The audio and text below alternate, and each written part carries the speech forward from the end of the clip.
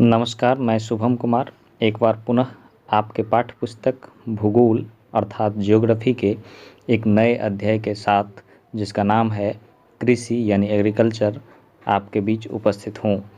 इस अध्याय में हम लोग सभी वस्तुनिष्ठ प्रश्नों को देखेंगे। हमें आशा है कि आपके बोर्ड परीक्षा में इससे बाहर वस्तुनिष्ठ प्रश्न नहीं पूछे जाएंगे। तो आपसे उम्मीद है कि आप हमारे साथ इस वीडियो में अंत तक बने रहेंगे। आइए देखते हैं आज का पहला प्रश्न।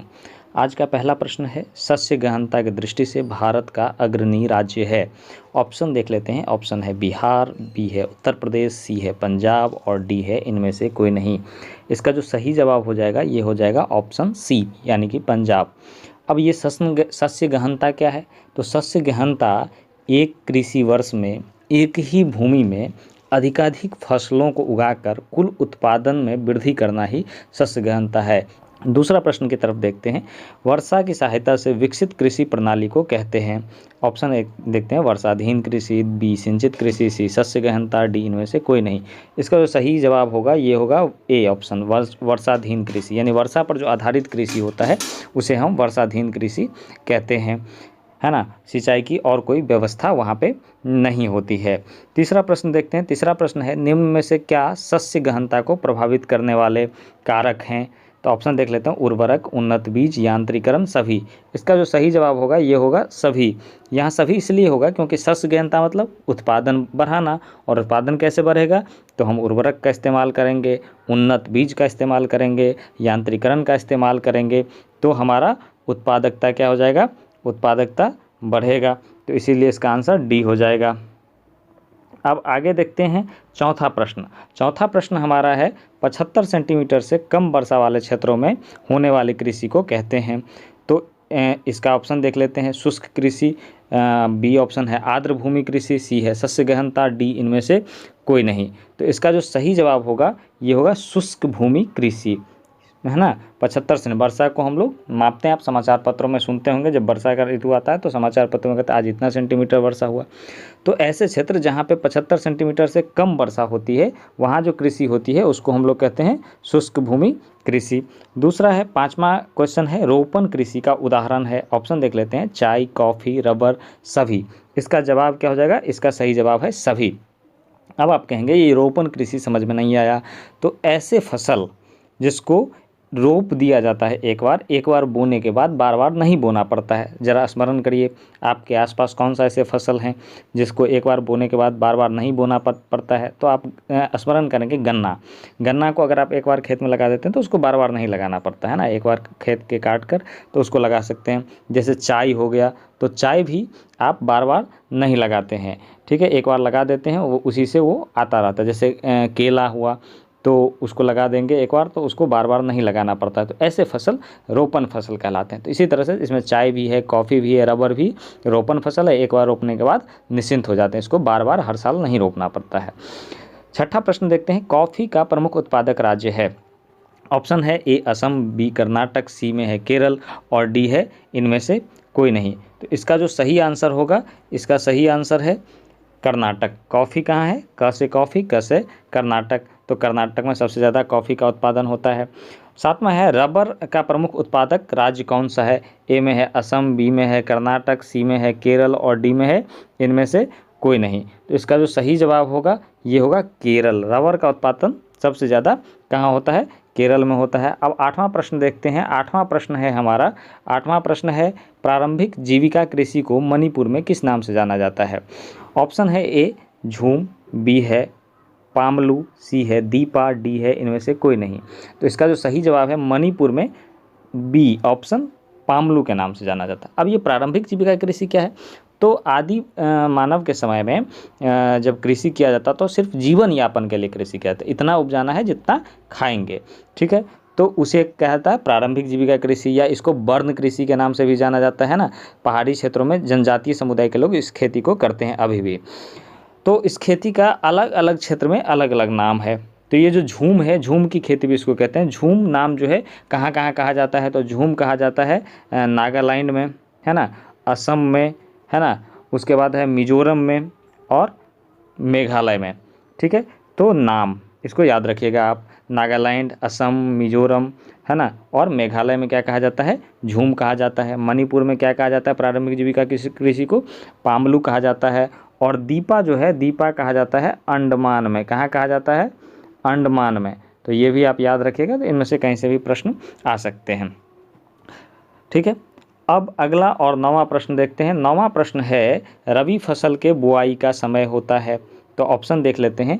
ऑप्शन ए है अक्टूबर से दिसंबर, अप्रैल से जून, जून से जुलाई। ठीक है, इनमें से कोई नहीं।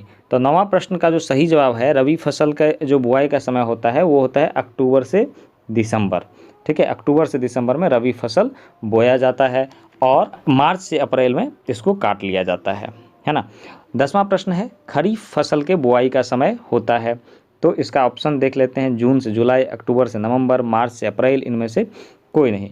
तो खरीफ फसल के जो बुआई का समय होता है वो होता है जून जुलाई में, यानी कि गर्मी में ये फसल बोया जाता है, बरसात के मौसम में, जून जुलाई के समय में। जैसे धान वान हो गया, तो ये सब जो फसल होता है उसको खरीफ का फसल कहते हैं। ठीक है, और इसको काटा कब जाता है, तो इसको आप लोग समझ ही सकते हैं कि इसको काटा जाता है अक्टूबर नवंबर में, है ना।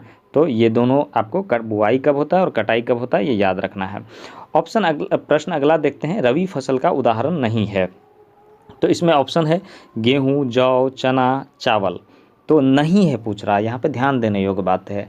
तो देखिए रबी फसल का उदाहरण कौन सा नहीं है ना। तो रबी फसल का उदाहरण देख लीजिए, यहाँ पे गेहूँ है, जौ है ना, और चना है। ये सब के बुआई क्या होता है, अक्टूबर से दिसंबर के बीच में होता है। तो यहाँ पे चावल जो हमारा ऑप्शन दिख रहा है ये रबी फसल का उदाहरण नहीं है, ये खरीफ फसल है ना। तो इसीलिए यहाँ पे इसका आंसर चावल हो जाएगा। अगला प्रश्न देखते हैं, और अगला प्रश्न है 12वां प्रश्न है खरीफ फसल का उदाहरण है। तो खरीफ फसल का उदाहरण ऑप्शन देख लेते हैं, चावल, मकई, अरहर, सभी। तो यहाँ पे ऑप्शन डी जो है ये सही हो जाएगा, क्योंकि चावल भी खरीफ है और मकई भी और अरहर भी, है ना। इन सबको कब बोया जाता है, इन सबको बोया जाता है जून से जुलाई के बीच, बरसात के मौसम में। 13वां प्रश्न है चावल की खेती के लिए वर्षा की आवश्यकता होती है। कितनी वर्षा की आवश्यकता होती है, ऑप्शन देख लेते हैं। 100 सेंटीमीटर से अधिक, 100 सेंटीमीटर से कम, 50 से 80 सेंटीमीटर, इनमें से कोई नहीं। तो यहाँ पे सही जवाब क्या हो जाएगा, 100 से अधिक होती है चावल की खेती के लिए, है ना। 14वां प्रश्न है चावल किस प्रकार के जलवायु का पौधा है। ये प्रश्न पूछा भी जा चुका है एक बार बोर्ड में, इसीलिए इम्पोर्टेंट भी है। तो चावल है किस है का है, उष्ण का है, शीतोष्ण का है, उष्ण आर्द्र का है, उष्ण शुष्क का है। तो इसका जो जलवायु होता है इसका सी आंसर सही होगा, उष्ण आर्द्र जलवायु का पौधा है चावल। 15वां क्वेश्चन है 1967 में आई हरित क्रांति का प्रभाव सबसे अधिक किस फसल पर पड़ा। तो हरित क्रांति का जो प्रभाव है वो सबसे अधिक जो है वो किस फसल पर पड़ा। तो ऑप्शन देख लेते हैं, गेहूं, चावल, दाल, इनमें से कोई नहीं। इसका सही जवाब क्या हो जाएगा, गेहूं। 1967 में हरित क्रांति आई, यानी उत्पादकता में वृद्धि करने की एक क्रांति आई, जिसमें नया नया टेक्नोलॉजी आई, सिंचाई के नए नए साधन आए, उर्वरक वगैरह का प्रयोग, उन्नत बीज वगैरह का प्रयोग किया जाने लगा, और इसका परिवर्तन भी देखा गया कि 1967 में गेहूं के उत्पादन में भयंकर वृद्धि हुई, है ना। तो इसीलिए इसका आंसर गेहूं हो जाएगा। 16वां प्रश्न देखते हैं। 16वां प्रश्न है देश का सबसे बड़ा गेहूं उत्पादक राज्य है। ऑप्शन है उत्तर प्रदेश, सी है, बी है महाराष्ट्र, सी है बिहार, डी है हरियाणा। इसका सही जवाब क्या हो जाएगा, उत्तर प्रदेश। ठीक है, उसके बाद है अगला प्रश्न 17वां है ज्वार का सबसे प्रमुख उत्पादक राज्य है। तो 17वां क्वेश्चन ऑप्शन देख लेते हैं। ऑप्शन है उत्तर प्रदेश, बी है महाराष्ट्र, सी है बंगाल, और डी है हरियाणा। तो इसका जो सही जवाब है ये है महाराष्ट्र। ज्वार सबसे ज़्यादा कहाँ होता है, महाराष्ट्र में। 18वां प्रश्न है बाजरा का सबसे बड़ा उत्पादक राज्य है राजस्थान, गुजरात, उत्तर प्रदेश, महाराष्ट्र। तो इसका भी सही जवाब क्या है, बाजरा कहाँ होता है सबसे ज़्यादा, गुजरात में होता है। ठीक है, ये सब याद रखिएगा, ये सब प्रश्न पूछा जाता है। 19वां प्रश्न है चावल का सर्वाधिक उत्पादक राज्य कौन सा है। ऑप्शन है पश्चिम बंगाल, उत्तर प्रदेश, मध्य प्रदेश, उड़ीसा। सही जवाब है पश्चिम बंगाल। इसमें समझने वाला कोई बात ही नहीं है, याद करना है बिल्कुल। 20वां प्रश्न है निम्न में कौन सी फसल भोजन में प्रोटीन का अच्छा स्रोत होता है। तो ऑप्शन देख लेते हैं। ऑप्शन है चावल, गेहूँ, मकई, दाल। तो सबसे ज़्यादा प्रोटीन किस में होता है, दाल में होता है, ये हम सभी जानते हैं। तो अगला प्रश्न देखते हैं 21वां, कॉफ़ी का सबसे उन्नत किस्म है। अरेबिका, लिबेरिका और रोबस्ता। डी है इनमें से कोई नहीं। सही जवाब क्या है? अरेबिका। अरेबिका कॉफ़ी का सबसे उत्तम किस्म है, हालांकि लिबेरिका और रोबस्ता भी कॉफ़ी का ही किस्म है। कॉफ़ी का सबसे ज़्यादा खेती कहाँ होता है? कर्नाटक में, ये पहले ही बता दिए हैं। 22वां प्रश्न की ओर बढ़ते हैं। इसमें है निम्न में से कौन से रेशेदार फसल का उदाहरण है? ऐसा फसल जिसमें रेशा होता है ना। तो ऑप्शन देख लेते हैं, कपास, जूट, रबर, है ना, ए और बी दोनों। इसका सही जवाब क्या होगा? इसका सही जवाब होगा ए और बी दोनों। कपास में भी रेशा होता है और जूट में भी, जूट का जो हम लोग पैकेट यूज करते हैं ना।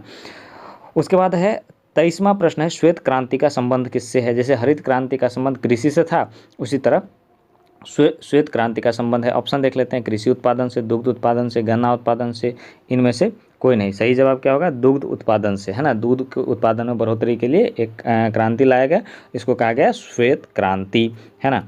उसके बाद है अगला प्रश्न, निम्न में से कौन सा उस कृषि प्रणाली को दर्शाता है जिसमें फसल लंबे चौड़े क्षेत्र में उगाई जाती है? तो ऑप्शन देख लेते हैं। ऑप्शन है स्थानांतरी कृषि, बागवानी कृषि, रोपण कृषि और गहन कृषि। तो लंबे चौड़े क्षेत्र में जो उगाई जाती है फसल, ये होता है रोपण कृषि में। बहुत एक ही बार रोप के छोड़ देते हैं और उससे बार बार हम काटते हैं या बार बार फ़ायदा लेते रहते हैं। अगला प्रश्न है 25वां, इनमें कौन सी रबी फसल है? तो रबी फसल कौन सा है? चावल, चना, मोटे अनाज, कपास। तो इसमें जो रबी फसल है ये है चना, है ना। तो चावल तो खरीफ फसल है, कपास तो रेशेदार फसल है। तो रबी फसल कौन सा है? चना है ना। तो ये इसका सही जवाब हो जाएगा। अगला प्रश्न देखते हैं 26, इनमें कौन सी एक फलीदार फसल है? तो इसका जो सही जवाब होगा ये होगा दाल, ज्वार, तिल, मोटे अनाज, तिल। तो ये इसका सही जवाब है ए, दालें एक फलीदार फसल है। 27वां प्रश्न है, सरकार निम्नलिखित में से कौन सी घोषणा फसलों को सहायता देने के लिए करती है? तो अधिकतम सहायता मूल्य की घोषणा, मध्यम सहायता मूल्य की घोषणा, न्यूनतम सहायता मूल्य की घोषणा और प्रभावी सहायता मूल्य को। तो ये सही जवाब इसका हो जाएगा, न्यूनतम सहायता मूल्य की घोषणा करती है, ताकि उस रेट पर वाजिब रेट किसानों को मिल सके। तो आज का प्रश्न इतना ही है इस संग्रह में। आशा है कि आपको ये कक्षा उपयोगी लगा होगा। उपयोगी लगा है तो वीडियो को लाइक कर दीजिए और अपने दोस्तों के साथ एक बार चैनल को शेयर कर दीजिए, ताकि अधिक से अधिक सब्सक्राइबर आ सके और हम अधिक मोटिवेटेड होकर आपके लिए फिर से नए नए वीडियो ला सकते हैं। तब तक के लिए चलते हैं, मिलेंगे अगले वीडियो में फिर से। Okay, good day and take care.